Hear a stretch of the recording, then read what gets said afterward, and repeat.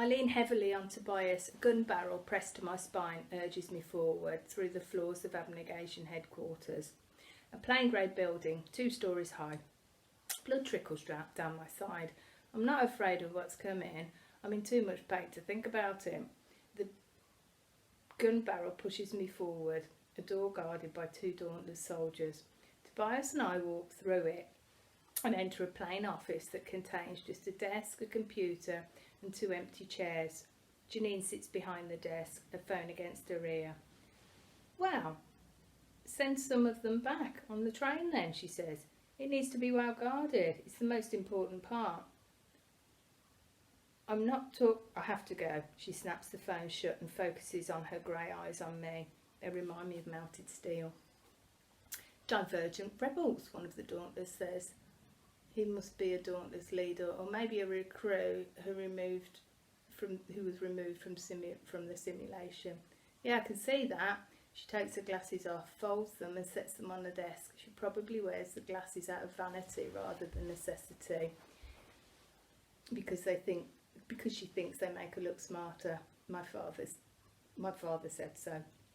"You," she says, pointing at me. "I expected all the trouble with your aptitude test results, made me suspicious from the beginning. But you," she shakes her head as she shifts her eyes to Tobias. "You, Tobias, or should I call you 4, managed to elude me," she says quietly. "Everything about you checked out. Test results, initiation, simulation, everything. But you were here nonetheless." She folds her hands and sets her chin on top of them. "Perhaps you could explain to me how that is."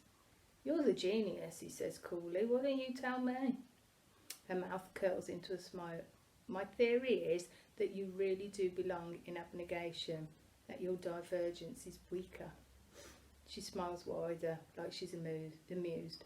I grip my teeth and I consider lunging across the table and strangling her. If I didn't have a bullet in my shoulder, I might. "Your powers of deduction, reasoning are stunning," spits Tobias. "Consider me awed." I look sideways at him.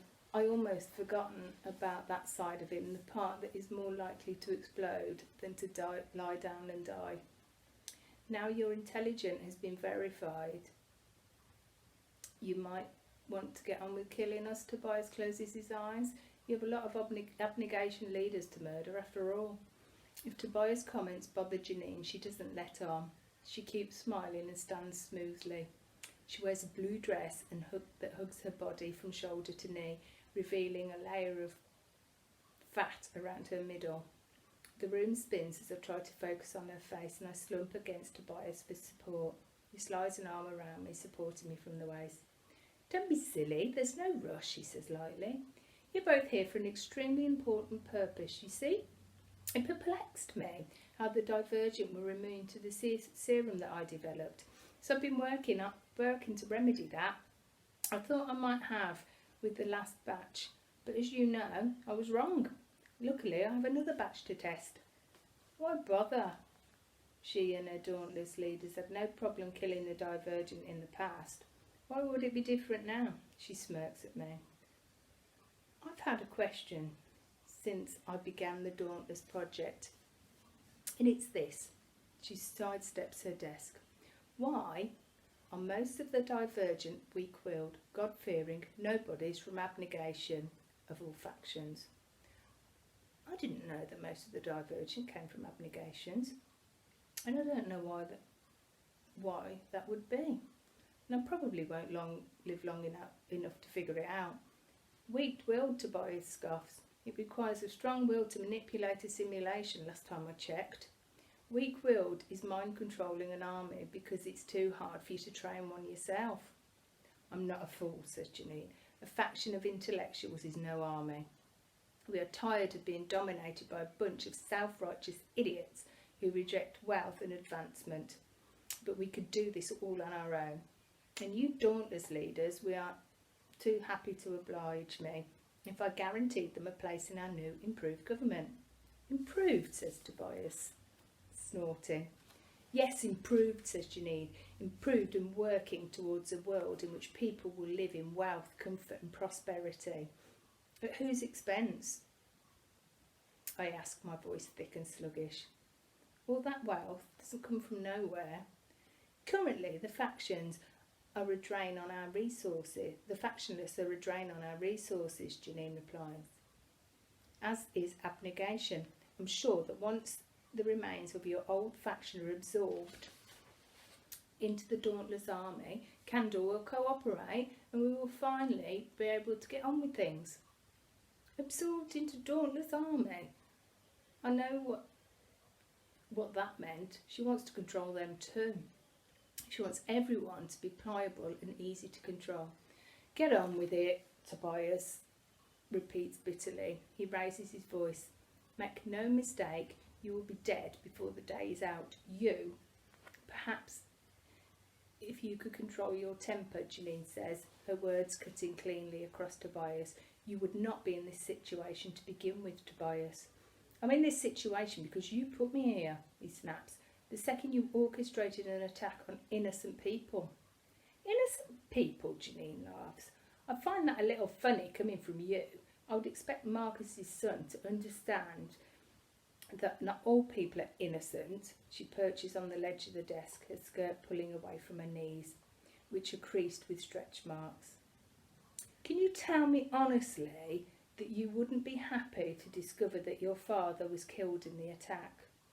No, says Tobias through gritted teeth, but at least his evil didn't involve the widespread manipulation of an entire faction with the systematic murder of every political leader we have. They stare at each other for a few seconds, long enough to make me feel tense to my core, and then Janine clears her throat. What I was going to say, she says, is that soon dozens of abnegation and their young children will be my responsibility to keep in order. And it does not bode well for me that a large number of them may be divergent, like yourselves, incapable of being controlled by the simulations. She stands and walks a few steps to the left, her hands clasped in front of her. Her nail beds, like mine, are bitten raw. Therefore, it was necessary that I developed a new form of simulation to which they are not immune. I've been forced to reassess my own assumptions. This is where you come in. She paces a few steps to the right. You're correct to say that you are strong-willed. I cannot control your will, but there are a few things I can control. She stops and turns to face us. I lean my temple into Tobias's shoulder. Blood trails down my back. The pain has been constant for the last few minutes that I've gotten used to it. Like a person gets used to the siren wail, it remains consistent. She presses her arms together. I see no vicious glee in her eyes, and not a hint of sadism I expect. She is more machine than maniac. She sees problems and forms solutions based on the data she collects. Abnegation stood in her way of her desire for power, so she found a way to eliminate it. She didn't have an army, so she found one in the Dauntless. She knew that she would need to control large groups of people in order to stay secure, so she developed a way to do it with serums and transmitters. Divergent is just another problem for her to solve. And that is what makes her so terrifying, because she's smart enough to solve anything, even the problem of our existence. I can control what you see and hear, she says, so I created a new serum that will adjust your surroundings to manipulate your will. Those who refuse to accept our leadership must be closely monitored or robbed of free will. She has a gift with her words. You will be the first test subject, Tobias. Beatrice, however, she smiles, you're too injured to be much use of me, so your execution will occur at the conclusion of this meeting. I try to hide the shudder that goes through me at the word execution, my shoulders screaming with pain, and look up at Tobias. It's hard to blink the tears back when I see the terror in Tobias's wide eyes. No, says Tobias, his voice trembles, but his look is stern as he shakes his head. I'd rather die. I'm afraid you won't have much choice in the matter, she replies lightly. Tobias takes my face in his hands roughly and kisses me, the pressure of his lips pushing mine apart. I forget my pain and the terror of approaching death, and for a moment I'm grateful for the memory of that kiss will be fresh in my mind as I meet my end. Then he releases me, and I have to lean against the wall for support. With no more warning than the tightening of his muscle, Tobias lunges across the desks and wraps his hands around Janine's throat.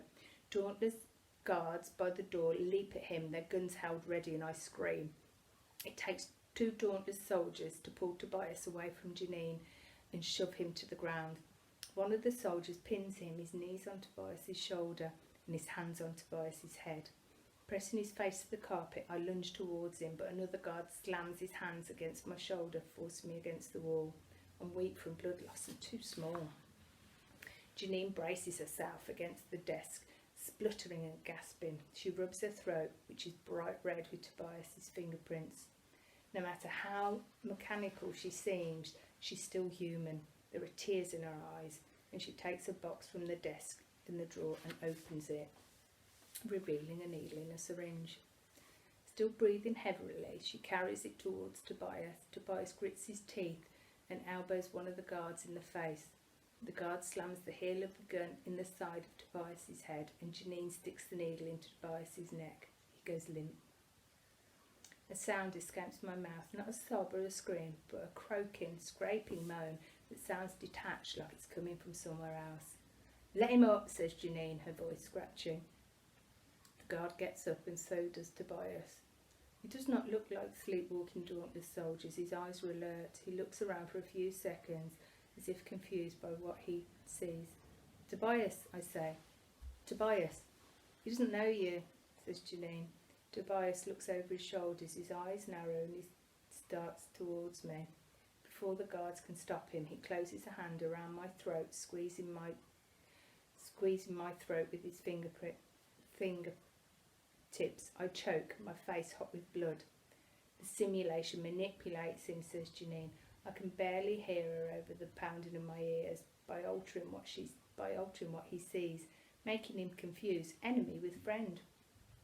One of the guards pulls Tobias off me. I grasp, drawing a rattling breath in my lungs. He's gone, controlled by the simulation. He will now murder the people he called innocent, 3 minutes ago. Janine killing him would have hurt less than this. The advantage to this version of the simulation, she says, has her eyes alight, is that he can act independently and therefore far more effective than a mindless soldier. She looks at the guards who hold Tobias back. He struggles against them, his muscles taut, his eyes focused on me, but not seeing me the way he used to. "Send him to the control room. We'll want a sentinel be in there to monitor things. And I do understand it. He used to work there. And as I understand it, he used to work there." Janine presses her palms together in front of her. "And take her to room B13, she says. She flaps her hand to dismiss me. That flapping hand commands my execution. But to her, it's just a crossing off an item on a list of tasks, the only logical progression of the particular path that she is on. She surveys me without feeling as 2 dauntless soldiers pull me out of the room. They drag me down the hallway. I feel numb inside, but outside I'm screaming, thrashing force of will. I bite a hand that belongs to the dauntless man on my right and smile as I taste blood. Then he bites me, and there is nothing.